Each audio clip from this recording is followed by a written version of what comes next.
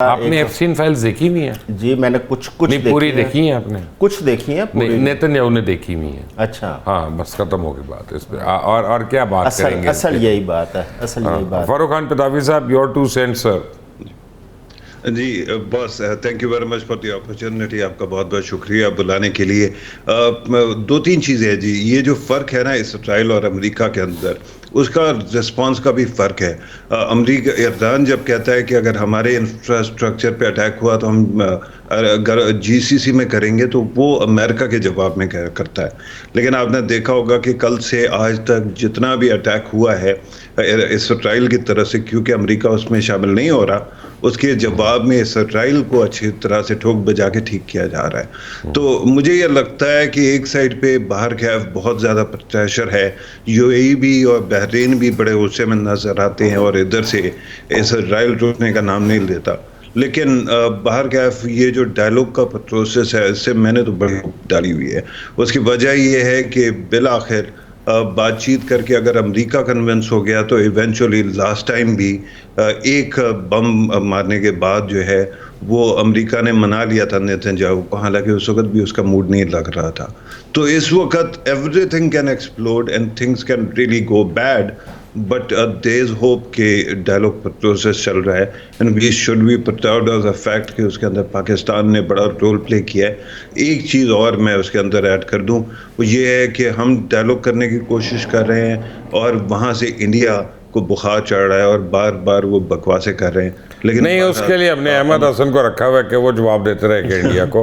वो Ahmad Hasan has proven कि he is adequate and enough for the Indian, specially वो क्या कहते हैं, मूडी डॉग्स के लिए, ठीक है ना, उनके लिए ही is adequate for them. Ahmed, thank you very much for joining us. आपको क्या लगता है क्या हो रहा है आगे? सर बहुत शुक्रिया फॉर द इनविटेशन। देखें, इसमें जो वॉर जिस स्टेज के ऊपर इस वक्त पहुंच चुकी है मिडल ईस्टर्न कॉन्फ्लिक्ट के अंदर, 3 एक्टर्स जो हैं इसराइल, ईरान और अमेरिका, उसमें से 2 एक्टर्स की जो इंटरेस्ट हैं वो इसी बात में लाए करते हैं कि जंग जो है वो डीएस्केलेट हो। उसमें अमेरिका और ईरान की मैं बात कर रहा हूँ, दोनों यही चाहते हैं कि जंग डीएस्केलेट हो। अमेरिका की अपनी मजबूरियाँ, अमेरिका का कर्जा है, अमेरिका अनविलिंगली इस वॉर के अंदर आया था, उनको मिसकैलकुलेट उन्होंने किया कि खामनेई साहब जो हैं ईरान के सुप्रीम लीडर, उनकी शहादत के बाद उनको लगता था अमेरिका में भी जश्न मनाया जाएगा, ईरान में भी मनाया जाएगा। ऐसा नहीं हुआ, उसके बिल्कुल बरक्स हालात हुए और अमेरिका भी इस वॉर से किसी न किसी कोई ना कोई फेस सेविंग के बाद निकलना चाह रहा है। ईरान के लिए भी ये बेहतर है, लेकिन द फैक्टर जो इसराइल फैक्टर है, द स्पॉइलर फैक्टर, उस पर हमें ये चीज समझना बहुत जरूरी है कि इसराइल पिछले 800 दिनों में 4थी दफा उन्होंने ईरान के ऊपर अटैक किया। उसकी वजह यह है कि इसराइल के अंदर कॉन्फ्लिक्ट है। जैसे बिल क्लिंटन ने यह कहा था कि इसराइल और ईरान की जो जंगें हो रही हैं वो इस वजह से हो रही हैं कि नेतन्याहू इक्तदार में रह सके।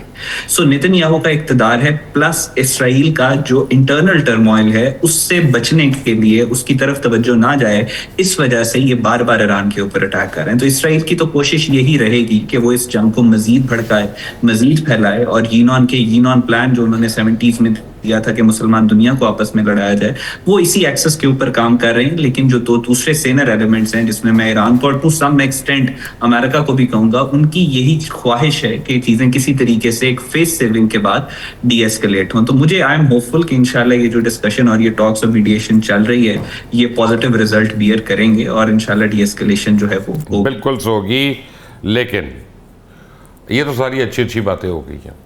अब मैं आप लोगों को अंदर की 2-4 बातें बताता हूँ। जैसे मैंने आपको कहा कि ग्राउंड ट्रूप्स कल और परसों के दरमियान एक्सपेक्टेड है और ईरान क्या कर सकता है आगे। अब मैं आपको एक बात बताता हूँ कि ये जो है ना न्यू वर्ल्ड ऑर्डर है, ये एक पैराडाइम शिफ्ट हो रहा है पूरी दुनिया में और ये इस तरह चलना नहीं है। ये सेकेंड वर्ल्ड वॉर के बाद जो चेंजेस हुई थी अब उनमें से काफ़ी अनडू हो रही हैं और मुझे ये लगता है, मेरी अपनी राय है ये, कि मिडल ईस्ट में कम से कम 3 मुल्क ऐसे हैं, अगर आप चाहेंगे मैं नाम ले दूंगा, कि जिनका नक्शा बदलने जा रहा है और अभी हमारा उनके ऊपर ध्यान नहीं है। हमारा तो ध्यान है जंग वाले एरियाज़ में। 1 से 2 ममालिक ऐसे हैं जहाँ पे रिजीम चेंज होएगी जब ये हुकूमत ख़त्म होगी, यह जंग ख़त्म होगी है तो। और तीसरी बात आपको मैं बताऊँ कि जो लोग ये समझते हैं कि इसराइल को नुकसान नहीं हुआ, उनको मैं बता दूँ इसराइल का बहुत ज़्यादा नुकसान हुआ है। और अगर आपको लगता है कि यूएई का नुकसान हुआ है तो फिर आप यकीन माने इसराइल का उससे ज़्यादा नुकसान हुआ है, क्योंकि 2 चीज़ों पे चलता है वो मुल्क, एक रिलीजियस टूरिज़म पे और दूसरा DFI के ऊपर। या FDI के ऊपर। अब तीसरी चीज़ जो उसकी इकॉनमी के लिए है वो है टेक इन्वेस्टमेंट्स, जो ऑब्वियसली इसराइल के अंदर नहीं है, इसराइल से बाहर है उनकी, लेकिन बहरहाल ये बहुत बड़ा धचका है उनको भी। और जहाँ तक ईरान का ताल्लुक है तो ईरान में 49,000 घर और बिल्डिंग्स गिर चुके हैं। तो अगर ईरान को आज कोई $400 बिलियन भी दे दे एक साथ, तो मेरे हिसाब से उसको कम से कम 20 साल लगेंगे अपने मुल्क को रीबिल्ड करते हुए, उस लेवल पे वापस लाते हुए जो इस वॉर से पहले था। तो खित्ते में सारे कमज़ोर हो जाएंगे। जब खित्ते में सारे कमज़ोर होंगे तो फिर नए अलाइंसेस बनेंगे, और पाकिस्तान बड़ी इंपॉर्टेंट पोजीशन में आ रहा है चौधरी साहब, उसमें नज़र आ रहा है पाकिस्तान की इम्पोर्टेंस इस वक्त। सारी दुनिया इस वक्त तो कह रही है कि पाकिस्तान की इम्पोर्टेंस का, क्योंकि अब ये वो भी डिफेंस प्रोडक्ट डिपेंड ये करता है कि पाकिस्तान इस वक्त कितना का सेंसिबल इस गेम के अंदर अपने आप को लेके चलता है। क्योंकि इसमें दो चीज़ें हैं, एक तो डिफेंस में जिस तरह आपने बात की वो तो एक है, दूसरा ये है कि इस जंग के अंदर क्या हम ईरान को, जो टर्म्स एंड कंडीशन अमेरिका चाह रहा है, हम उस पर ईरान को लाने में कामयाब। आपको एक और खबर मैं दे दूं, आप भी जाके अपने प्रोग्राम में करिएगा बात, ये बेशक अमेरिका एक्चुअली कंसिडर कर रहा है, ये इनसाइड न्यूज़ आपको दे रहा हूँ, कि कुछ बेसिस बंद कर दिए जाए। तो ये उनकी बहुत बड़ी एक विक्ट्री होगी अगर ऐसा हो गया तो। नहीं, एक बेसिस बंद हो जाते हैं, ठीक है, वो तो ईरान का एक सबसे कतर ने क्या कहा उनको? कतर ने तो ओपनली कह दिया, लेकिन यूएई और सऊदी अरब अपने बेसिस बंद करेंगे। मैंने कहा कुछ बेसिस, हाँ मैंने कुछ का कहा, 18 है, कितने 14 है या 18? कतर कर दे या ओमान साथ दे दे या इस तरह वो उसको फर्क नहीं पड़ता, लेकिन आप ऑप्टिक्स देखें ना, कि आपको अपने 2 ब्यूरो ऑफिस अगर बंद करने पड़ जाते हैं किसी की तड़ी के बाद, खुद से नहीं, इकोनॉमिक रीजन से नहीं, तो वो लोग क्या समझेंगे?